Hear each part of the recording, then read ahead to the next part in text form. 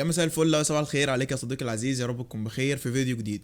فيديونا ان شاء الله باذن الله زي ما اتفقنا بدايه الشغل العملي، التاسكات وبدايه حلاوه التاسكات. هنتكلم النهارده ان شاء الله باذن الله على بدايه التاسكات في كورس المدرسين. ان شاء الله يكون تاسكات خفيفه، ما نصعبش الدنيا من اول ليفل. هنشتغل على تاسكات خفيفه جدا ان شاء الله، من حيث هنطلع الصوره بالاي اي، ازاي نقفلها، اختيار التكست، اختيار الفوتج بتاعتنا اللي هتتحط عليها ان شاء الله باذن الله كمان، والافكس والاوفرلايز كمان. عايزك ان شاء الله باذن الله تبدا تتحمس معايا، عشان النهارده ان شاء الله هنكسر الدنيا ونبدا في شغلنا العملي. يلا بينا عشان ما نطولش كتير، ندخل على الانترو وبعد الانترو نتقابل. يلا بينا يلا بينا.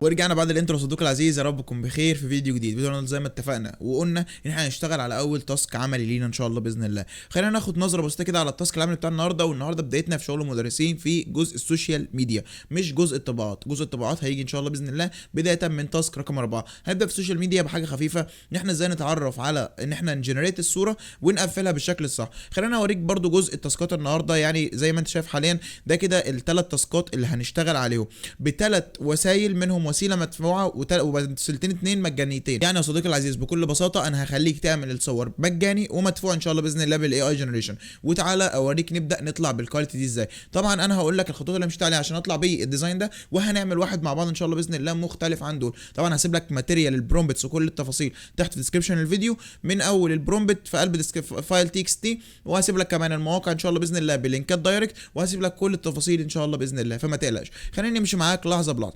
اول حاجه عشان اقدر اطلع بديزاين زي ده، طبعا انا لازم اطلع الصوره اللي هي اساسا عضو اساسي في هذا التصميم. اللي هو لو جينا نزلنا كده قفلنا كل اللايرات دي، هنلاقي ان احنا الحاجه الاساسيه بالنسبه لنا وهي الصوره، الفوتج اللي تحت. خلينا نشيل كل الكلام دوت ونمشي مع بعض لحد ما نوصل للصوره دي. الصوره اللي احنا مطلعينها بالاي اي يا صديقي العزيز. طب انا ازاي اطلع الصوره يا باشمهندس، او اوصف للاي اي الصوره اللي انا عايزها؟ اول حاجه زي ما اتكلمنا في ان احنا ازاي نتعامل مع الاي اي، ان احنا محتاجين نوصف له الفكره.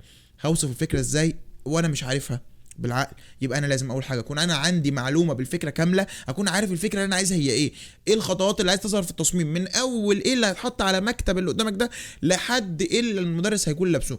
كل خطوه انا بشرحها له. يعني تعال نبص مع بعض. لو خدت بالك هنا ده البرومبت اللي اشتغلت عليه، هتلاقيني بقول له اكتب لي برومبت لعمل التصميم الاتي: شخص لابس بنطلون ازرق غامق وقميص ابيض. لو خدت بالك هنا هتلاقي شخص لابس فعلا البنطلون الازرق والقميص الابيض. يعني انا بوصف له كل حاجه حتى اللبس، تمام. ولابس نظاره نظر كبيره، انا قلت له عايز نظاره نظر تكون حجمها كبير، وبالفعل حاطين نظاره حجمها كبير. بعد كده قلت له في ايده مسطره، خلي بالك هنا اهو المسطره اهي، تمام. وفي الخلفيه خلي لي معاك عباره عن سبوره كبيره باللون الاخضر وفاضيه، عليها علامات طباشير ممسوح اهي ورا، وعليها علامات طباشير ممسوح، يعني معلهاش كتابه من الاخر بس عليها علامات اكن كان مكتوب حاجه على السبوره دي. بعد كده قلت له ايه: وخلي قدام الشخص مكتب من بتاع مدرسين المدارس، عليه تفاحه وادوات تدل على انه مدرس. بص معايا كده، ادي التفاحه وادي الادوات تدل على انه مدرس، كتب، كراسات، الكلام ده كله. طيب وبعد كده قمت قايل له ايه، قايل له وخلي زاويه التصوير فيش اي. فيش اي يعني بتخلي الصوره واخده يعني زي ما تقول ايه، عارف انت الكيرف كده اللي هو بتبقى من بره واسعه ومن جوه بتضم لجوه، بحيث انها تخلي العنصر الاساسي بالنسبه له المدرس او الشخص طالع لقدام، وبعد كده كل العناصر راجعه لورا. تعال نتكلم اول حاجه على كذا نقطه. اول حاجه البرومبت، تاني حاجه ان انا اعرف زوايا التصوير ازاي، تالت حاجه ان انا اطلع الصوره ان شاء الله باذن الله. اول حاجه احنا جينا اتكلمنا قلنا البرومبت لازم اكون عندي الفكره اللي انا هوصف على اساسها. يعني خلينا ناخد فكره مختلفه عن دي افتراضا نتكلم عليها دلوقتي واحنا شغالين. هفتح نيو شات في شات جي بي تي، طبعا زي ما انت عارف اكن انت بالظبط قاعد تشتغل. انا فتحت شات حاليا في شات جي بي تي، محتاج ان انا اقول له اكتب لي برومبت. فاقول له اول حاجه اكتب لي برومبت للتصميم الاتي. ركز معايا في الكلام دوت. بعد ما قلت له اكتب لي برومبت يا صديقي العزيز، هبدا اقول له الفكره اللي انا عايزها. انا طبعا بعمل تصميم لمدرس دلوقتي، هفترض ان انا عايز اعمل تصميم لمدرس افتراضا، هنقول لغه انجليزيه، تمام. هنقول ان هو لابس لبس زي شارلوك هولمز، تمام، وماسك جورنان في ايده وقاعد على كافيه. بص انا كده جبت الفكره اهو اللي هبدا اشتغل عليها. فهاجي اقول له اكتب لي برومبت للتصميم الاتي: شخص لابس ملابس تشبه المحقق، بص اهو كده، شارلوك هولمز، تمام، واجعله جالس على في كافيه. وركز بقى في الخطوه اللي انا اقول لك دي: اوبن، ماشي، اوبن اير، عشان يخلي لي الصوره بره في الشارع. ركز في كل الكلام دوت. وخلي قدامه ترابيزه وفيها عليها كابتشينو، في فنجان. شوف انا بوضح له حتى الحاجه اللي هيكون فيها المشروب بتاعي، مش في كوبايه عاديه، تمام.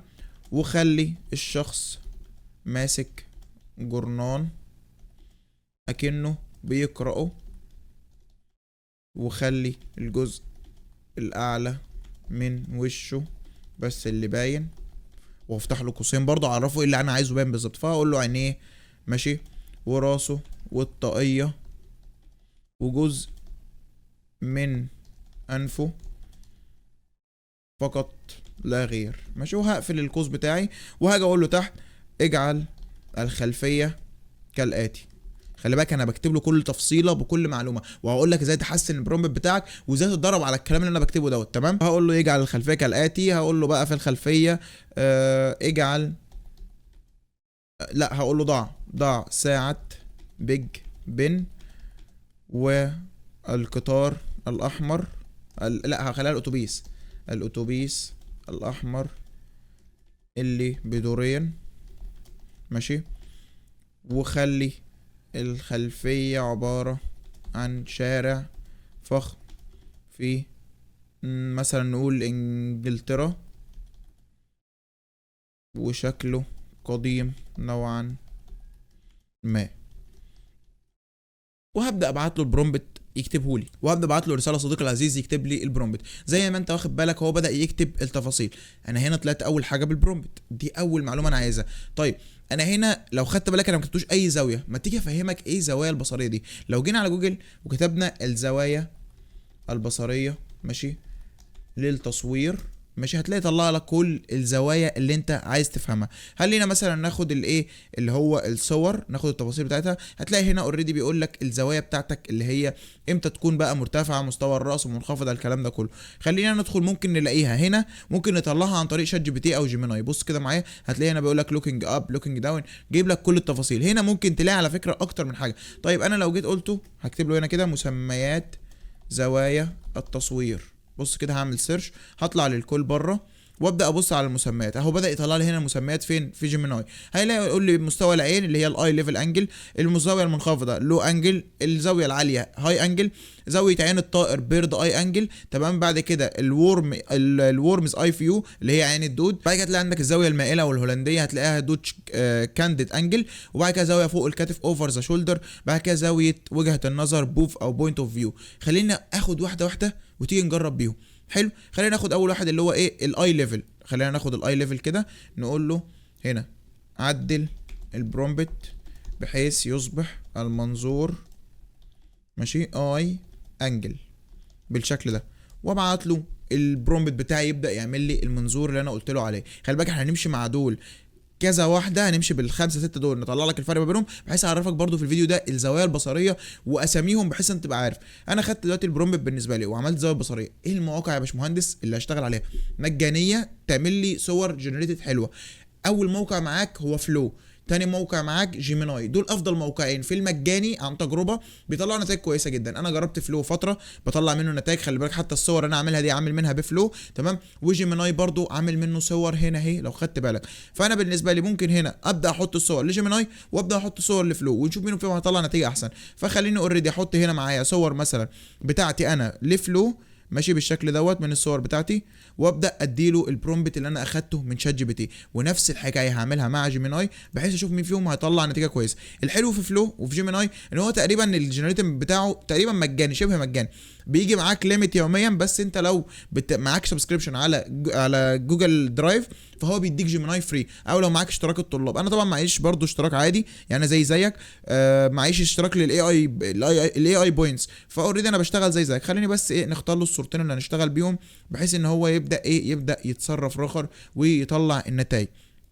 خلينا نشوف الاثنين هيطلعوا نتائج ايه ونرجع نتفرج عليهم. لو خدت بالك يا صديقي العزيز فلو يعتبر اول حد طلع النتائج، فهتلاقيه اوريدي طلع لي النتيجتين اللي انت شايفهم دول. طبعا النتائج بتاعت فلو حاليا احنا في الوصف محتاجين نعدلها بحيث احنا ما نخليش الجورنال مغطي جزء كبير من وش اللي قاعد، فممكن نعدلها. لكن لو خدت بالك احنا طلعنا الفكره اللي احنا كنا عايزينها بشكل تقريبا 95%. حط الشوارع القديمه الفينتج، وحط الشخص لابس لبس زي شارلوك هولمز لبس محققين، وحط ساعه بيج بن في الخلفيه. كده ظبط الصورتين بشكل جميل. تعال نشوف جيميناي. جيميناي ما زال حتى الان بيجنريت، فخلينا نستنى جيميناي ونرجع نتكلم مع بعض. وتعالى صديقي العزيز، دي كده النتيجه اللي طالعه من جيميناي. جيميناي مدينا نتيجه نوعا ما افضل شويه، بس الشخص نفسه مش طالع كويس. الصوره نفسها طالع فيها شغل، عامله زي ما تكون فيها زي ما نقول ايه اللي هو كرتونيك سنه، مش رياليستيك. فاحنا مش مقتنع بجيميناي، انا اعتبر فلو بالنسبه لي النتيجه اللي هي دي كانت احسن بكتير. فخلينا تعالى نعدل البرومبت الاول وناخد زاويه جديده ونشوف الفرق في كل الزوايا. خلينا اول حاجه نعدل الزاويه، نقول له عدل البرومبت كالاتي: خلي الشخص باصص في الكاميرا مباشر، ماشي، ووشه كامل باين، وخلي زاويه التصوير. تعال ناخد زاويه جديده من الاسامي بتاعتنا اللي هي مثلا ناخد اللو انجل اوريدي ونجرب اللو انجل. يعني خلينا نشوف اللو انجل هتطلع لنا نتيجه ايه. حلو. كل الزوايا دي انا بحاول اجربها لك النهارده دلوقتي، بحيث ان انت تعرف بعد كده تستعمل كل الزوايا ما يبقاش عندك فيها اي ازمه. فخلينا يا صديقي عايزين ناخد البرومبت كالاتي ونروح لمين؟ نروح لفلو، نديله نفس البرومبت ونختار نفس الصورتين بتوعنا، تمام، ونجرب النتيجه اللي هتطلع منه. نفس الكلام هنروح لجيميناي نديله نفس البرومبت وناخد منه نفس الصورتين. طيب باشمهندس، انا دلوقتي يعني مش عايز استعمل المجاني، عايز استعمل طريقه من الطرق المدفوعه. ايه من الطرق المدفوعه اللي ممكن يكون كويس؟ افضل حاجه مدفوعه بتطلع نتائج 95% مقاربه للبرومبت اللي انت كاتبه، وهو فري بيك. فري بيك النتائج بتاعته كويسه جدا، شايف الصور دي كلها طالعه من فري بيك، اللي هي واحده منهم اللي احنا بنشرح عليها دلوقتي، كل ده من فري بيك. طب ما تيجي نجرب نطلع واحده بفري بيك، يعني ندي نفس البرومبت ونختار نفس الكاركتر بتاعنا ونجرب نشوف فري بيك ممكن يظبط معانا وممكن لا. هاخد نفس الصورتين كده يا صديقي العزيز وابدا ادي لفري بيك يطلع لي 2 جنريشن. الفري بيك مشكلته حاجه واحده، ان هو شغال مع سي دريم. سي دريم نتائجه كويسه جدا، بس بيدي سنه تاتش مسح كده زي الكرتونيك، مش بيطلع النتيجه اللي انت متوقعها. بس خلينا نجرب، هنشوف كل واحد فيهم. ده المدفوع، الاثنين التانيين مجانيين ما فيهمش اي مشكله. هنجرب الثلاثه ونشوف مين فيهم افضل حاجه. ولو خدت بالك يا صديقي العزيز، دي النتيجه اللي طلعت من فلو. طبعا نتيجه فلو جميله جدا ودي احسنهم كمان، بس طبعا الملامح هنا يعني محتاجه تظبط اكتر من كده، بس النتيجه كويسه جدا كحاجه مجانيه، انت ما بتدفعش ولا جنيه في كل جنريشن ده، فنتيجه مقبوله جدا. تعالى مثلا نشوف جيميناي طلع ولا لا. جيميناي برده بياخد وقت ودي مشكلته. تعال نشوف اللي هو فري بيك. فري بيك طبعا نتائجه جميله جدا، بس طبعا مش ملبس الشخص طاقيه زي ما احنا قايلين له، بس النتيجه يعني افضل بكتير من النتائج المجانيه. بس لو جينا قارنا ببعض هتلاقي المجاني مطلع التفاصيل اكتر بالتدقيق بالظبط، وبرده الكواليتي مش اعلى حاجه بس كويسه، يعني هي اوريدي كويس. ودي طبعا زاويه اللو انجل. اللو انجل هو هتلاقي الكاميرا نازله لتحت، يعني يعتبر واقفه على الترابيزه وهو فوق، فاوريدي بتخلي الشخص حجمه كبير، تمام، عكس اي زاويه من الزوايا الثانيه. لو خدت بالك برده هنا النتيجه بتاعت جيميناي جميله جدا جدا جدا. جيميناي مطلع التفاصيل يعتبر 95% متقاربه مع زاويه تصوير محترمه ومطلع شكل كويس جدا. طب ما تيجي نجرب زاويه تانية. خلينا قاعدين النهارده بقى للصبح نجرب زوايا. خلينا ناخد زاويه مثلا زي ايه، جربنا اللو انجل وجربنا الاي ليفل، بلاش الهاي انجل لان الهاي انجل احنا عارفينها وبرده هجربها لك برده مفيش مشكله. بس خلينا ناخد البيرد اي، لان البيرد اي شكلها هتبقى كويسه. فخلينا نقول له عدل البرومبت بحيث يصبح زاويه التصوير بيرد اي انجل. نشوف البيرد اي انجل ممكن تكون كويسه تمام ولا لا. خلينا ناخد كل ده كده ونروح نجرب برضو في نفس المواقع المجانيه والمدفوعه ونشوف مين فيهم هيطلع النتائج الاحسن. بس صدقني حتى الان انا شايف ان جيميناي يكسب كحاجه مجانيه، وطبعا فري بيك كمدفوع يعني ما نتكلمش معاه لان هو حاجه مدفوعه، فالمفروض ما يدخلش يعني ايه المقارنه قوي، بس هو كويس جدا على فكره برضو. خلينا حاليا يا صديقي العزيز ادينا للثلاث مواقع نفس الثلاثه ديسكريبشن ونشوف مين فيهم هيطلع النتيجه الاحسن، وخلينا ناخد اقرب نتيجه اللي تعجبنا من الثلاثه ونشتغل عليهم النهارده ان شاء الله باذن الله. طيب باشمهندس، هو انا ازاي احسن الفكره البرومبت بتاعي، او اطلع ديسكريبشن برومبت بشكل كويس، او اطلع صوره كويسه، او اكتب ديسكريبشن كويس؟ البرومبت يا صديقي العزيز معتمد على فهمك 4-5 اركان لازم تكون عارفهم كويس قوي. الركن الاول يا صديقي العزيز ان انا ابقى عارف ايه الفكره اللي انا محتاجها بتفصيلها كامل. الحاجه الثانيه يا صديقي العزيز ان انا اكون عارف زاويه التصوير. الحاجه الثالثه اكون عارف ايه وجهتي من التصميم دوت، يعني ما يبقاش التصميم بتاعك رايح للستايليشن بتاع الفينتج او الاولد ماني وتيجي تجيب لي الديسكريبشن بتاع الباك جراوند فيه حاجات منوره وبهجه وسرور وكل الكلام دوت. مفيش مشكله، بس خلي بالك انت بتتكلم في اولد ماني او فينتج، انت محتاج اللون البني يكون مسيطر على الصوره، فكل ما كان البرومبت بتاعك موجه ناحيه الواقع اكتر كل ما كانت الصوره احسن. فلما تيجي تختار ستايليشن يبقى مثلا اولد ماني، او اخترت ستايليشن مثلا في هابينس، او اختار ستايليشن في ساد، لازم الباك جراوند والخلفيه والصوره كلها تعبر عن نفس الحاجه دي. كده انا بقدر احسن البرومبت بتاعي. طيب انا عايز اكتب بقى سطور البرومبت بتاعي. اتعامل على انك بتعلم طفل صغير الف ب. فانت لما تيجي تكلم طفل بتعلمه الف ب، مش بتقول له خد التفاحه ديت، لا، انت بتعرفه ان دي اصلا تفاحه وان دي فاكهه، وتعرفه كل حاجه، تعرفه ان شكلها ولونها وطعمها وكل الكلام دوت. فانت لما تيجي توصف له مثلا شخص تقول له لابس شارلوك هولمز، ما تسيبش الموضوع مفتوح، لان هو ممكن يلور بالاسم يطلع شخصيه تانية غير اللي انت عايزها، فبالتالي يروح لستايليشن لبس غير اللي انت عايزه. اوصف له الشخصيه باللبس، هيلبس ايه التفصيله، ايه اللي على راسه، ايه اللي على جسمه، ايه البنطلون لونه ايه، المكان اللي هو يقعد فيه عامل ازاي، الحاجه اللي قدامه شكلها عامل ازاي، كل حاجه. فبالتالي يا صديقي العزيز، كل ما كان الديسكربشن بتاعك موجود فيه تفاصيل اكتر وفيه معلومات اكتر، كل ما كانت نتائج الاي اي في توليد البرومبت وكمان توليد الصور اعلى بكتير. كل ما انت وضحت كل تفصيله. لو خدت بالك، ده انا كتبت له ان هو يحط قدامه فنجان، والفنجان فيه قهوه، وماسك جورنان، والجورنان يكون في المكان الفلاني، والطاقيه شكلها عامل ازاي، واللبس عامل ازاي، ولونه ايه، كل حاجه. بص معايا دلوقتي، خلينا برضو ايه، ما نبعدش قوي بالكلام، بس انا طبعا شرحت لك المهم كله. لو خدت بالك، دي الزاويه بتاعه البيرد الانجل، اللي هي البيرد اي انجل. بتلاقي ان الزاويه طالعه لفوق شويه. طبعا هنا في كراش هنا اهوت، عشان هو ما لقاش مكان يحطها فيه، فاوريدي حطها كده اللي هو ايه، باي شكل. طبعا هنا الصوره دي احسنهم بكتير، زاويه التصوير حلوه، زاويه الواقعيه نفسها كويسه جدا، المكان اللي هو حاط فيه الشخص جميل جدا. تعال نشوف جيميناي طلع نتيجه عامله ازاي. لسه جيميناي حتى الان بيكولكت المعلومات ويبدا يشتغل. تعال نشوف طيب فري بيك يعتبر معلوماته كويسه جدا، بس زاويه التصوير اللي هي دي احسن من التانية دي حاسس ان هو وش الشخص قريب قوي. في ناس بتحب الزاويه دي، في ناس لا، بس هي الزاويه نفسها جميله، وضعيه التصوير حلوه جدا، حاطط الاستايليشن بتاع الشخص حلو. بس اكتر حد قرب لزاويه التصوير المطلوبه هو فلو حتى الان. لسه جيميناي ما طلعش النتيجه، ففلو افضل نتيجه. يبقى انا عايز اشتغل يا باشمهندس على واحد من المواقع اللي بتعمل الصور بتاعت الاي اي فور فري. ايه افضلهم رقم واحد فلو، لانه سريع بيديك نتائج كتير جدا. بعدهم على طول ياتي جيميناي، بعدهم على طول ياتي بقى الوسائل المدفوعه فري بيك وغيره. في طبعا وسائل مجانيه تانية زي كلينج بيديك نقط معينه زي ما قلنا في السيشن اللي فات، بس يعني ما برشحش النتائج بتاعته، بتبقى النتائج بتاعته سموث. بص جيميناي النتيجه بتاعته جميله جدا جدا. زاويه التصوير حلوه، الشخص نفسه شكله كويس، الصوره متطابقه مع الخلفيه بشكل كويس، الاستيميوليشن بتاع الصوره حلو. فالصراحه انا دلوقتي اقدر اقول ان فلو رقم واحد، ياتي بعديه جيميناي، ياتي بعديه بقى في المدفوعين فري بيك وغيره، لان هو مدفوع، هو عيبه الوحيد ان هو مدفوع، لكن غير كده الوسائل دي كلها حلوه جدا. طيب يا باشمهندس، انا اشتغلت بجيميناي، ودلوقتي انا مثلا هاخد صوره زي دي، انا الصوره دي عجباني، خلينا نشتغل على صوره زي دي اوريدي. انا اخدت الصوره دي من جيميناي، بس عندي ازمه، انا عندي مشكله هنا ان في علامه ووتر مارك تحت، وما بعرفش اشيلها بالفوتوشوب، ما اتعلمتهاش، او اتعلمت والفوتوشوب بتاعي مش عارف يشيلها، او بيبوظ الصوره. اعملها ازاي؟ في موقع جميل جدا، هسيب لك برده اللينك بتاعته، بيريموف الووتر مارك بتاع جيميناي من اي صوره، مش هتحتاج تعمل اي حاجه. فاوريدي بتخش للموقع اللي هو انا هسيب لك اللينك بتاعه تحت في الديسكربشن. مجرد ما هتدوس على سيلكت ايمج هيقول لك اختار الصوره اللي انت عايز تشيلها. افترض انا هختار الصوره دي وهدوس اوبن، في جزء من الثانيه هو بيشيل الووتر مارك، الووتر مارك اختفت، وما سابش اي ديفوهات، ساب الصوره على نفس الوضع بتاعها، ما غيرش اي حاجه، وحافظ على نفس الكواليفيكيشن او الكواليتي بتاعتها. فانا لو نزلت الصوره بتاعتي هتلاقي الصوره بتاعتي اوريدي نزلت بنفس الكواليتي، بنفس الشكل، بنفس كل حاجه، اقدر اخدها على الفوتوشوب واشتغل عليها. خلينا ننتقل للخطوه الثانيه، وان انا ادخل الصوره دي فوتوشوب، اشوف هنعمل ايه. حاليا يا صديقي العزيز دخلت الصوره بتاعتي على الفوتوشوب. نيجي للمرحله الثانيه، انا عملت يا باشمهندس خلاص الصوره، وعايز اقفل التصميم بقى، طلع تصميم من اللي انا بشوفهم بمطرقع مفيش منه اتنين. اول حاجه تفهم الاستيميوليشن زي ما قلت لك بتاع التصميم بتاعك. يعني التصميم بتاعي زي ده كده، فينتج، مدي اولد ماني، مدي لون بني، ممنوع فيه لعب الالوان، تهدي الدنيا، ما تخليش تفاصيل الالوان تاخد منك مساحه كبيره، لان هنا احنا رايحين لستايليشن هادي كلاسيك. مفروض ان الفونت يكون لون ابيض، مفيش فيه اي لعب، مفيش فيه اي تفاصيل، يتعمل له دروب شادو مثلا خفيف، او يتكرر تحت بلاير سودا، وده هنعمله دلوقتي. لكن ما تجيليش يا صديقي على تصميم زي ده وتيجي تحط لي لون مثلا موف او احمر او اصفر او اخضر، لا، ده تصميم اولد ماني، تصميم فينتج، تصميم زي ما نقول عليه كلاسيك، حاجه كده هاديه، حاجه كده قيمه، فما ينفعش اعمل الكلام ده. لكن على عكس ان انا لو عملت تصميم في تفاصيل عاليه، في الوان، حاجه للعيد مثلا، حاجه الكلام ده كله، لا، عيش يا باشا في الالوان، دلع نفسك. فخلينا اشتغل على صوره زي دي.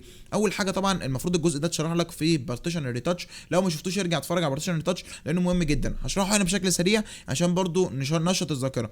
عندنا في خانات الريتاتش في كذا خانه. اول حاجه البرايتنس والكونتراست، اللي هي ساتوريشن والكلر لوك اب، دول اهم ثلاثه موجودين عندي. طيب خلينا نبدا باول حاجه برايتنس والكونتراست. زي ما قلنا الكونتراست بتعلي التشبع بتاع اللون، برايتنس بتعلي الاضاءه، فانا هعلي تشبع الالوان واعلي الاضاءه سنه بسيطه، تمام، بحيث ان انا ايه، اخلي بس في لسعه ضوء خفيفه كده. تاني حاجه معايا الهيوان ساتوريشن، طبعا عارفين الهيوان ساتوريشن بتعمل ايه. هعلي الساتوريشن بس سنه بسيطه عشان ادي تشبع للون واخلي اللون ايه واخد درجه البني قوي. بعد كده هلاقي معايا حاجه اسمها كلر لوك اب، والكلر لوك اب قلنا عليها زي في السيشن الثاني او في الكورس الثاني، هي عباره عن زي فلاتر سناب شات كده، مجرد استعمالها بيديك فلتر، بيديك افكت بكاميرا بلينس معينه. فانا لو اخترت كده الفلاتر بتاعتي هتلاقي معايا اكتر من فلتر، كل فلتر فيهم بيدي ستايليشن معين. فاهم الفكره؟ فابدا اقلب لحد ما اوصل للمناسب بالنسبه لي. انا شايف ان ده جميل جدا، بيديني تشبع الوان كده حلو، مديني شفافيه كويسه، مديني دنيا حلوه. بس هقلل الساتوريشن شويه بحيث ان ايه اللون ما يبقاش فاقع مني. هعلي الاضاءه برده سنتين واقلل الكونتراست عشان الصوره تطلع معايا بالشكل ده. لو خدت بالك شكل الصوره قبل اي ريتاتش كان عامل كده، بعد الريتاتش بقى بالمنظر ده، فخلينا في تشبع في اللون اكتر، خلينا شكل الصوره نفسه احسن. فانا اللي فاضل عليا دلوقتي يا صديقي العزيز ان انا ابدا اشتغل على التصميم نفسه. التصميم نفسه ازاي؟ ان انا ابدا اختار الفونتس، الماتيريال بتاعتي، اختار كمان الديزاينز اللي هتحط عليه اوفرليز والكلام ده كله. اول حاجه هفترض ان ده تصميم لمدرس، هبدا اول حاجه طبعا التكست بتاعي. وطبعا لو عندك مشكله في الفونتات زي ما قلنا في الفيديو اللي فات، في عندك حلين: حل المجاني الموقع اللي انا قلت لك عليها، حل المدفوع وهو المكتبه اللي موجوده عندك على المنصه. وكده كده اوريدي المكتبه دي احنا هنشتغل بيها النهارده في كذا تصميم عشان تبقى عارف، فهي فيها ماتيريال مهمه جدا وهوريك النهارده. افترض انا هاجي اختار هنا كده وهختار مثلا ايه، هختار كلاسيكو الانجليزي، هكتب كلمه كلاسيكو الانجليزي ماشي بالشكل ده. خلينا نختار الانجليزي بالشكل ده، واخلي اللون طبعا زي ما قلنا ابيض اهو. هكبر طبعا الكلمه واحطها هنا كده في المكان دوت، تمام اهو بالشكل ده. طبعا الفونت يعني ايه، الفونت هنا جاي المره دي كويس. الفونت ده اسمه دارك يا شباب عشان هو عامه فري، فانت لو عايز تروح تجيبه هتلاقيه فري على المواقع بتاعت عرب فونتس وغيره. فانا هحط كلمه كلاسيكو الانجليزي هنا كده في نص التصميم بالظبط. وطبعا الخطوه الثانيه ان انا ابدا اجمل الفونت، ما ينفعش تجيبه بالمنظر ده، المنظر ده مش واضح.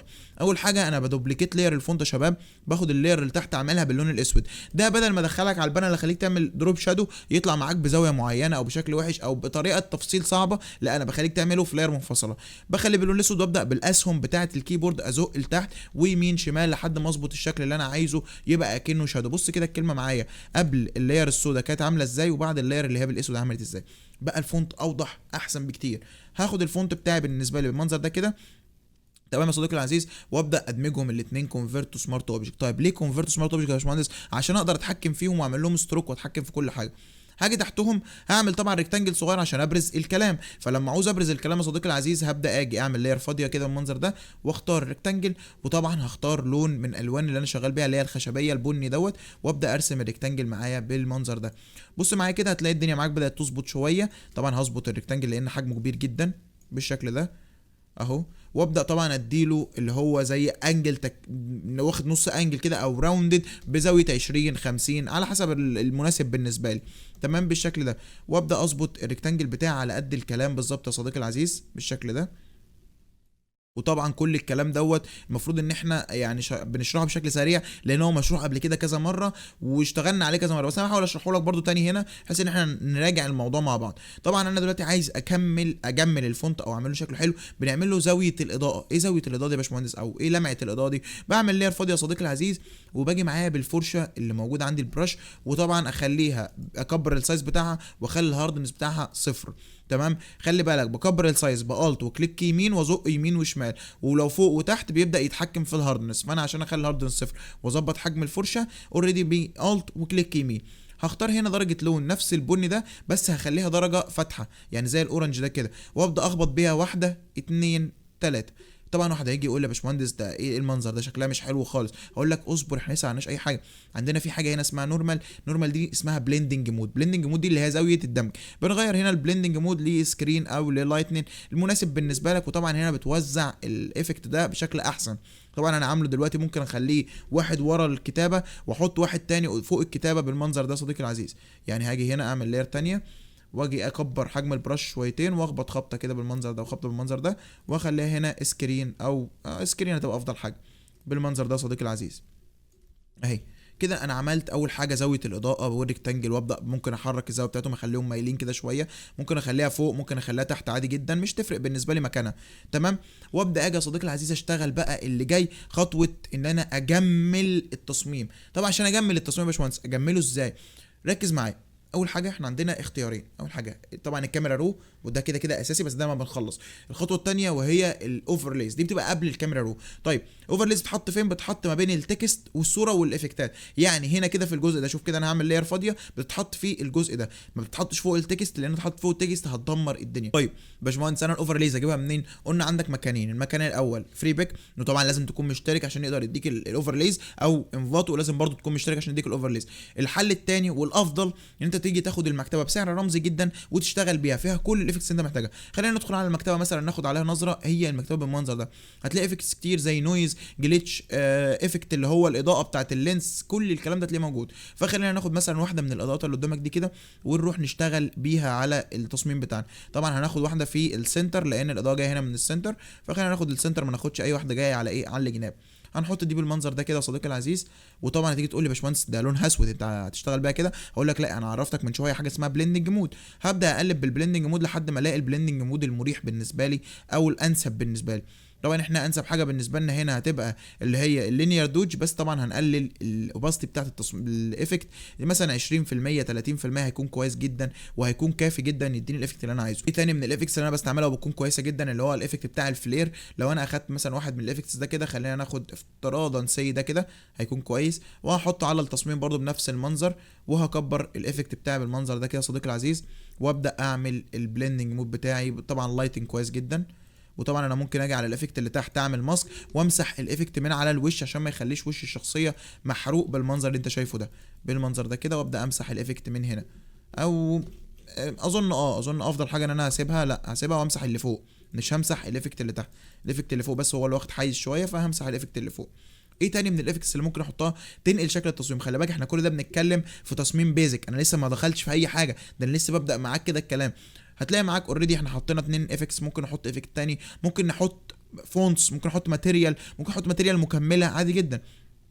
طيب خليني مثلا اقول لك ايه من الفونتس المكمله اللي ممكن احطها. انا ممكن اجي هنا عندي فينتج نيوز بيبر افكتس، ممكن احط الاشكال دي كده ورايا، يعني ممكن احطها في هنا في الاماكن دي كده، او اخليها تطير. يعني مثلا خلينا نجيب واحده من الاشكال ديت، خلينا مثلا ناخد حاجه زي دي كده وندخلها معانا على الايفكت على الديزاين بتاعنا، ونخليها بالشكل دوت، هنصغرها طبعا ونحطها بالشكل ده صديقي العزيز، نخليها اكنها جايه بتطير. بص كده معايا. وهنيجي على قائمه فلتر. طبعا يا صديقي العزيز قائمه فلتر مشروحه كامله في كورس الريتاتش، فاتمنى انك ترجع تسمع الكورس زي ما قلت لك. الكورس ده مهم جدا، والكورسات هنا عباره عن انها تكميليه كلها بتكمل بعضها. فاجي هنا معايا على ايفكت اللي هو بتاع بلور، واختار من بلور اختار موشن بلور اكنها بتتهز. هعلي طبعا الموشن بلور شويه بالشكل ده، واغير الانجل بتاعته اخليها اكنها بتقع، تمام، واعلي الانجل سنتين 3 بحيث انها تكون بالمنظر ده. بص كده، واقدر اكرر الايفكت ده كده كذا مره مثلا بالشكل ده كده، بحيث انها تبان اكنها ايه، ايفكت محطوط على التصميم بتاعي. ونفس الحكايه هكرره تاني، ممكن اخليه يجي في المكان ده كده اهو. بص يا صديقي العزيز، هيبقى معاك التصميم بالمنظر ده. كل ده حرفيا احنا لسه ما عملناش اي حاجه حرفيا يا صديقي العزيز، ودي احلى حاجه يا صديقي العزيز. شغل الافكتات بتبقى حاجه بسيطه ما فيهاش اي معلومات، بتبقى مجرد شويه صور بتتحط تكميليه للصوره، بس بتخلي شكل التصميم بتاعك يتقل 180 درجه. فانا بالنسبه لي زي ما قلت لك، ممكن مثلا اشيل ديت، اخلي اللي تحت دي واخلي اللي فوق ديت، ممكن اختار اي شكل تاني اكمل بيه من الاجناب. كل الاشكال اللي انا بجيبها حاليا هي موجوده معاك فين؟ موجوده معاك في المكتبه، تقدر تستعملها عادي جدا. ممكن اخد مثلا شويه تكستشر من اللي انت بتشوفه عند معظم الناس اللي هو بتاع المربعات ديت، تمام، وابدا احط التكستشر بتاع المنظر ده طبعا، وده بيبقى تحت الصوره بتاعه العميل. يعني باجي على صوره العميل وطبعا اسلكت صوره العميل، وهنا عندك حلين في السلكشن يا صديقي العزيز. يا اما انت عندك نسخه مدفوعه فهتدوس سيلكت سبجكت، فاوريدي هيعلمك ازاي تقص الشخص، هيقصه لك لوحده. او انا باشمهندس عملت سيلكت دلوقتي مثلا بسيلكت سبجكت، او انا ما عنديش سيلكت سبجكت، او السيلكت سبجكت نفسه ما طلعليش افكت سيلكت كويس. اعمل ايه؟ بيبقى افضل حاجه انك تختار الكويك سيلكشن او الواند تول. عندك هنا الماجيك واند وعندك الكويك سيلكشن، الاثنين كويسين. الماجيك واند حلاوتها ان هي بتدوس دوسه واحده بس بيبدا اوريدي يجيب لك التفاصيل، بس زي ما انت شايف مش بيطلع الشكل اللي انت محتاجه. فاهم الفكره؟ فمش عشان تعمل سيلكت الجزء زي ده في كذا لون هتبقى صعبه. افضل حاجه هنا ايه؟ هتفضل حاجه هي الكويك سيلكشن، مجرد دوسه واحده هو هو اوريدي بيعرف كل حاجه وبيتعامل. طيب يا باشمهندس انا معيش نسخه مدفوعه، هل الكلام ده شغال؟ هقول لك الكلام ده في النسخه المجانيه والمدفوعه ما تخافش، شغال في الاثنين. وابدا اعمل سيلكت للشكل اللي عندي بالمنظر ده، وطبعا اي حاجه بتيجي معايا زياده بحول للتول الماينس من فوق وامسح الزياده، او عن طريق ان انا افضل دايس الت وادوس عليها بتروح لوحدها. تمام. طبعا انا بفضل انك تدوس الاول سيلكت سبجكت، او لو انت ما عندكش البار ده في النسخه اللي معاك نسخه مش مدفوعه، تطلع على قائمه سيلكت وتختار من هنا كده كلمه سبجكت.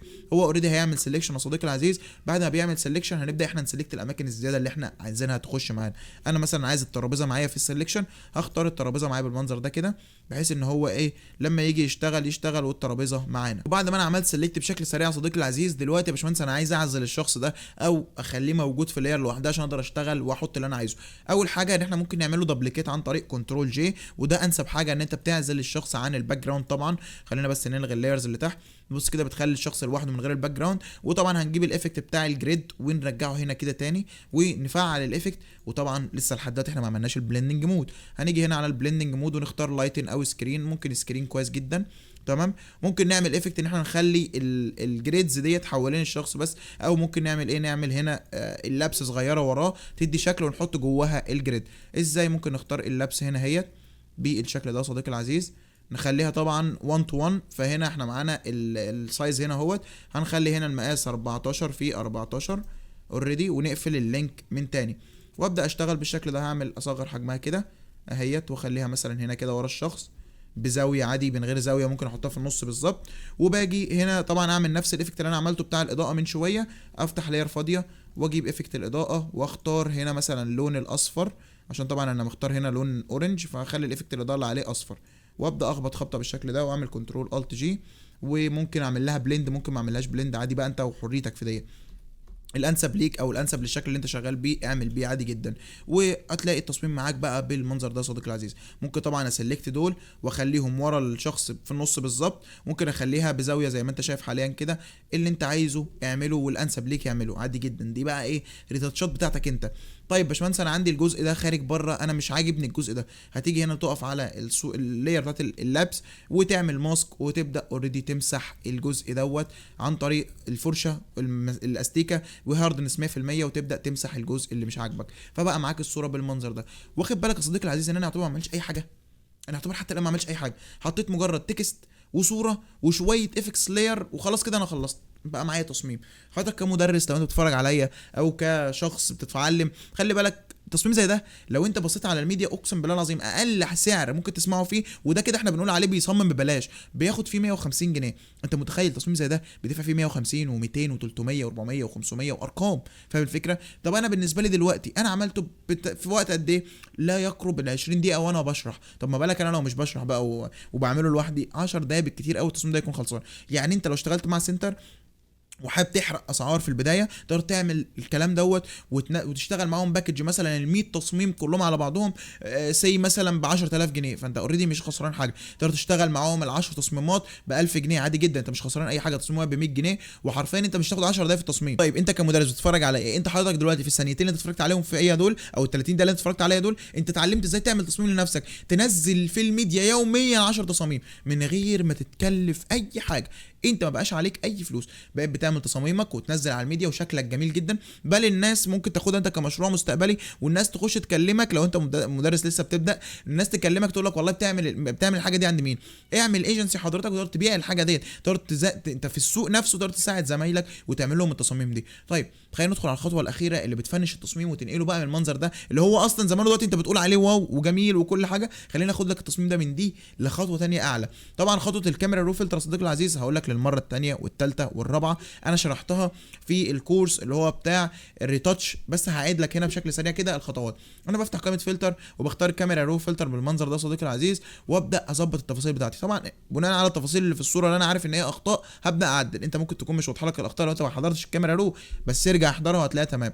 طبعا انا هنا عندي مشكله في الشادو بتاع نص الوش، طبعا هزود البلاكس عشان يغمق الصوره، هقلل الهايلايتس وازود الوايتس عشان الصوره تظبط، واعلي الكونتراست عشان تشبع الالوان. ممكن اجي معايا هنا على التكستشر اعليه شويه، والكلاريتي اعليها سنتين تلاته عشان وشي يوضح، واعلي الديهيز وابدا ممكن احط جرين عشان الجرين بيدي للصوره شكل حلو، وابدا تحت اعمل نويز كلر ريديوس وكلر نويز ريديوس وكل الكلام دوت بالشكل ده صديقي العزيز. وابدا اعمل نويز كلر ريديوس عشان يقلل النويز اللي في الصوره. وادي الصوره معايا دلوقتي قبل وبعد، بص كده معايا قبل وبعد، دي قبل ودي بعد. الصوره كلها اتغيرت حوالي 180 درجه بمجرد بس ان انا ايه، يا دوبك بس عدلت كام تعديل بسيط. ممكن اجي هنا بقى انا اعمل حاجه تانية، اعلي الهايلايتس شويتين او اخليها قليله، هنعلي بس الشادوز عشان نخفيها، وخلينا نقلل البلاكس ونعلي الشادوز احسن بالشكل ده كده صديقي العزيز. ونبدا نخلي البلاكس بالمنظر ده، ونيجي على الوايتس نخليها مناسبه كده، ونقلل الهايلايت. واوريدي هعلي الكونتراست، وممكن انزل باكسبوجر سنتين. وادي التصميم بتاعي قبل وبعد، كل ده بصوره. كل اللي انت شايفه قدامك ده معمول بصوره. خلي بالك كمان هنا، خلي بالك ممكن يكون في مشكله ان كواليتي الصوره مش اعلى حاجه، عشان تقريبا الموقع بتاع جيميناي بتاع الايديت تقريبا بيصغر حجم الصوره. يعني انا ممكن اجرب احط الصوره الاصليه اللي فيها علامه الووتر مارك بتاع جيميناي، بحيث اجرب بس مش اكتر، تمام. واسلكت السبجكت برده بنفس الشكل واجرب، ممكن الاقي الكواليتي تختلف. وطبعا يا صديقي العزيز بعد ما غيرت الصوره بشكل سريع، لان طبعا الصوره شكلها تقريبا كانت بكسلت شويه على ما اظن، او حاجه في حاجه غلط، او ممكن يكون الصوره نفسها نازله من جيميناي فيها مشكله. بس انا لما ظبطتها دلوقتي واشتغلت عليها بقت احسن بكتير لما عدلت انا الووتر مارك بتاع جيميناي. خليني بس اخش هنا اقلل الشادوز زوايا، لان طبعا واخده حيز من الوش، وطبعا البلاكس برده نفس الحكايه اهي بالشكل ده.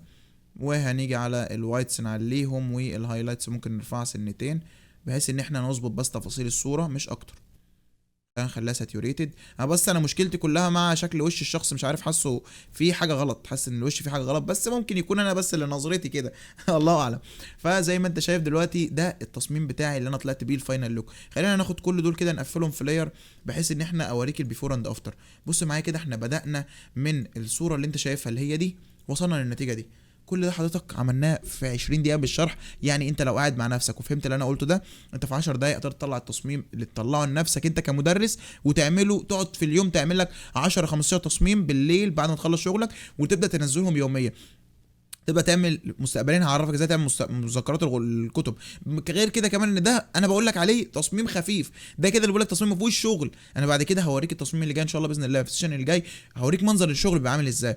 فصدقني صدقني، انت الموضوع انك تعمل تصميم حاليا النهارده بقى الموضوع سهل. موضوع انك لو درست المواقع صح، انت خلاص مش محتاج حاجه تاني. انت مش محتاج غير انك تخش على الفوتوشوب، دارس اساسيات الفوتوشوب ودارس المواقع، خلاص انت قادر تشتغل. مش زي زمان كنت اقول لك ادمج الوش ودمج الوش فيه صعوبه. الدنيا بقت اسهل بكتير. حتى يا صديقي العزيز او يا مدرسي العزيز، حتى دلوقتي الدنيا بقت اسهل. يعني زمان كان كل المواقع مثلا مدفوعه في الاي اي، النهارده في اكتر من 10 15 موقع بينافسوا وهما مش مدفوعين، فاهم؟ فانت وفرت على نفسك تكلفه كبيره جدا. كل ده يا صديقي العزيز قادر توفره في هنا. اتعلم بس اتعلم، وهتبقى في حته كويسه.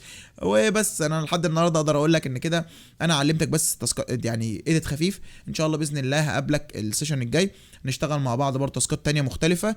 عايز اقول لك ان شاء الله باذن الله هنعمل شغل عالي مع بعض، وهنعالج كل الدنيا. المره دي احنا عملنا حاجه بسيطه، طلعنا الصوره، عرفنا المواقع، عرفنا ازاي نكتب البرومبت. المره الجايه هنشتغل على نكتب البرومبت تاني برضه، وكل مره على فكره انا هعلمك ازاي تكتب البرومبت بتاع التصميم.